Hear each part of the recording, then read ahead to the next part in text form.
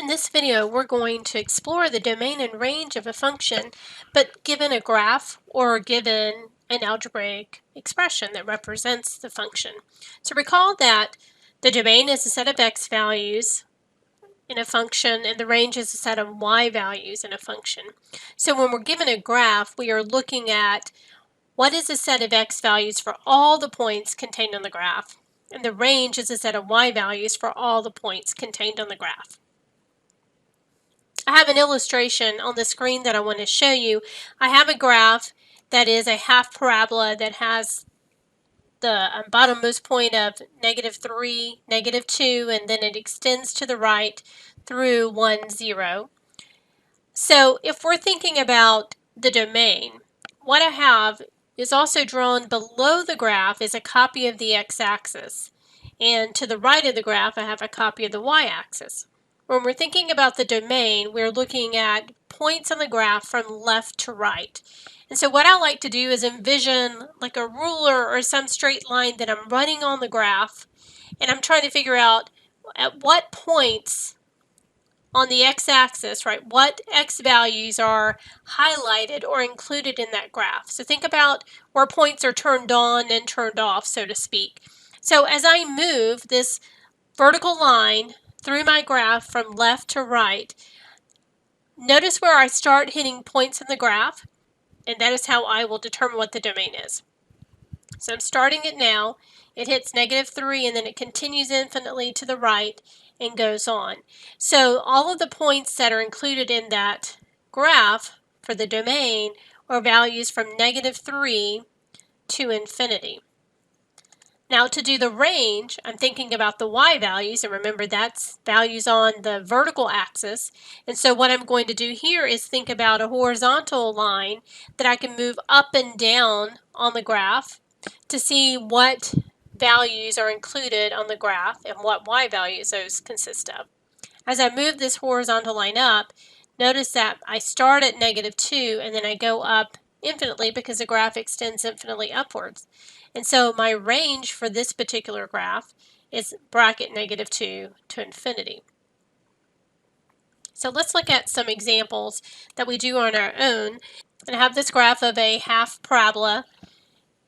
It has a point at -3, -4, and it extends through the right through the y-axis between -2 and -3 and goes through the point 1, -2 and goes to the right. And so if I'm thinking about running this vertical line through my graph from left to right, just envision if you have a ruler there and start running it across the graph, where do you first hit a point? Well, you first hit a point at the x value of -3. And then as I continue right, I have points all on the graph. In fact, my points continue to the right to infinity. And there's no stops or gaps in that particular graph. So everything to the right of -3 is included in my graph. So I write my domain in interval notation as bracket -3 to infinity. And then my range, I'm going to read from bottom up, thinking about, again, if I had a horizontal line that I put on my graph and I moved it up, where's the first point that it would hit? Well, it would hit this value of -4. And then notice that my graph continues up, and it continues up infinitely because of this arrow. So it continues up to infinity. So my range is from bracket -4 to infinity. Let's look at another example. This time we have a parabola that opens up. It goes through -2, 0, 0, -2, and 2, 0. And so if I'm thinking about, again, having a vertical line that I run from left to right, well, the first point I hit is this endpoint that has an arrow. And so if I think about collapsing it down, there's really not a distinct point because it's representing that it goes infinitely to the left. Notice that there are points continuously between or to the right of that point.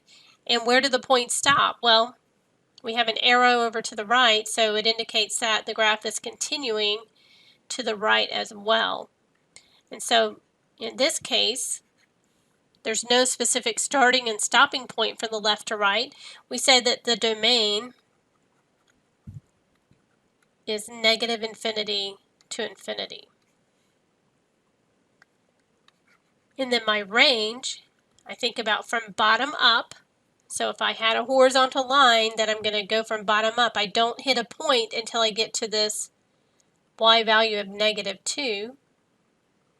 But then as I move that horizontal line up, it continues to hit points in the graph, and it will continue to infinity because the graph doesn't stop in the upward direction. So my range is from -2 in the bracket to infinity.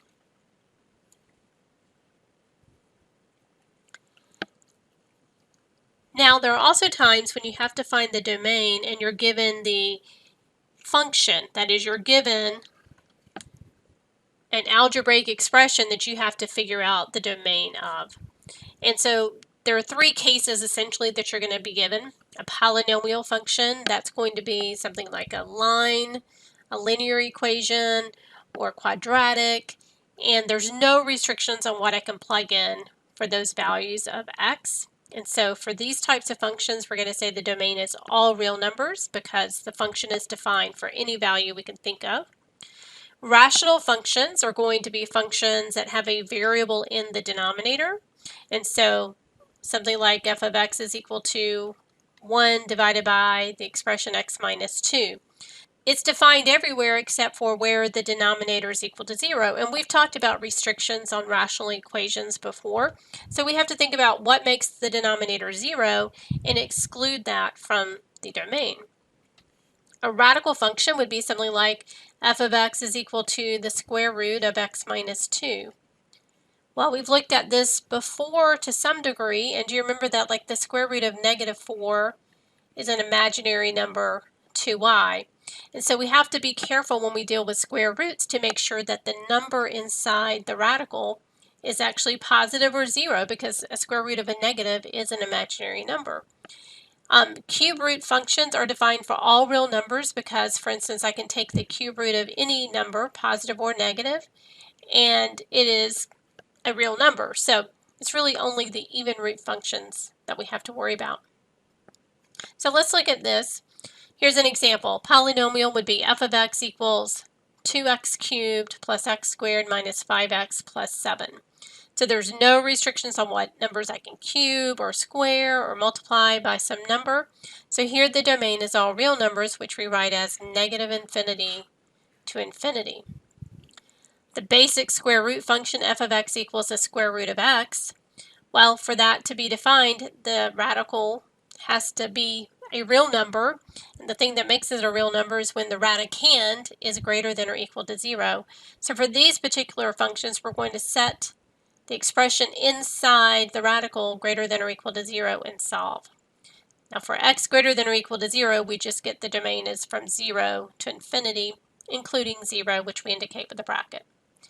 And then if you have a rational expression, the simplest is f of x equals 1 divided by x. We have to exclude the value that makes the denominator 0.